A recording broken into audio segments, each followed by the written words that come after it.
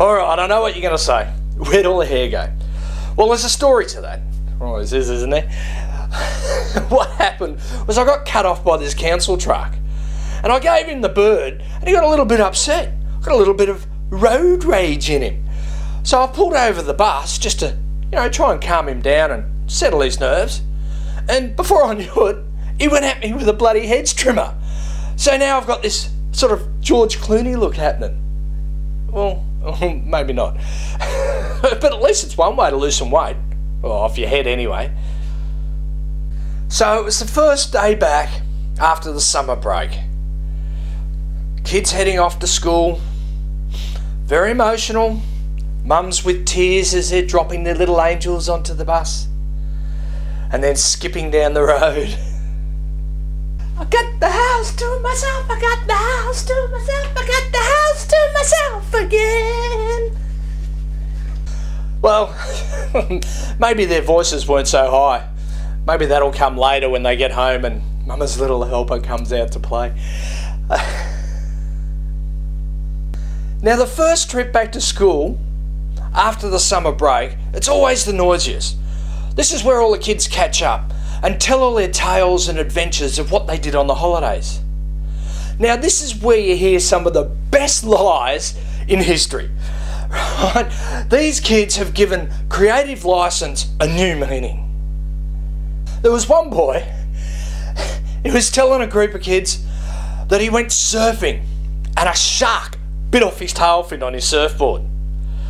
Now, here in Queensland, it could be believable, but he was about 9. Now, this boy couldn't tell the best story of the day, so one of his mates pops up and was telling a story about how he jumped 5 cars on his push bike.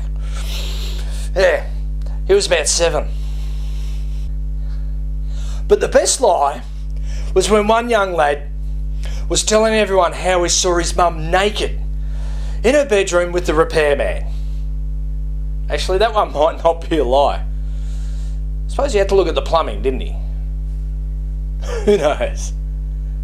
So as they're all getting off the bus, heading into school, one young boy comes up to me and says, "Oh, Krusty, can you tell us a joke that I can tell me teacher?"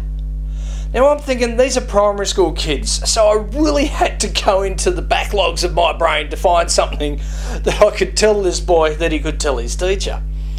So I said to him, "All right then, what do you get when you cross John Howard with a rhinoceros?" And he looked at me and said, "I don't know, what do you get when you cross John Howard with a rhinoceros, Krusty?" I said, "Howard Rhino." So the boy next to him pipes up and says, "Oh, I've got a joke for you, Krusty." I said, "All right then, give it to me." He said, "What do you get when you cross Tony Abbott with a sewing needle?" I said, "I don't know. What do you get when you cross Tony Abbott with a sewing needle?"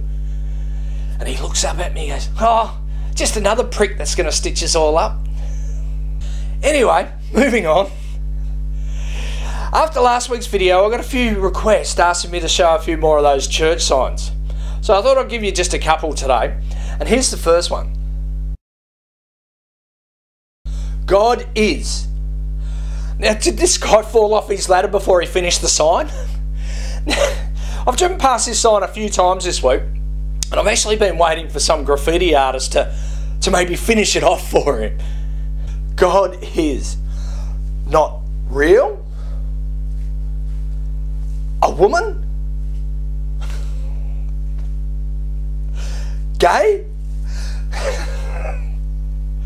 Or maybe it could be God is a frog. I mean, who knows? Nobody knows. Could be. But check out this next one. Feeling down? God is at the end, fow your rope. Fow your rope? Now I think a little bit of dyslexia may have got involved here. Fow your rope. I think it might be of your rope. But don't you think if you were going to send out a deep and meaningful message, you'd at least get the grammar right? Or at least proofread it before you finished it off? So what sort of message are they trying to send here? God is at the end of your rope. Okay, so there you are, just about to neck yourself, right? You look up, and there's God doing this. Hey, boy. You're coming to join me now. Now, I don't think that's what you really want to see. I mean, wouldn't you want him holding on to the stool or something so you didn't neck yourself and you went on to live another day? Or is that just me? I don't know. Never been there. Don't intend to go. So on that note, until next time, I'll see you then. God is a giraffe. Hey, yeah, a giraffe, because then he could look over the top of all of us. Hey, that sounds cool.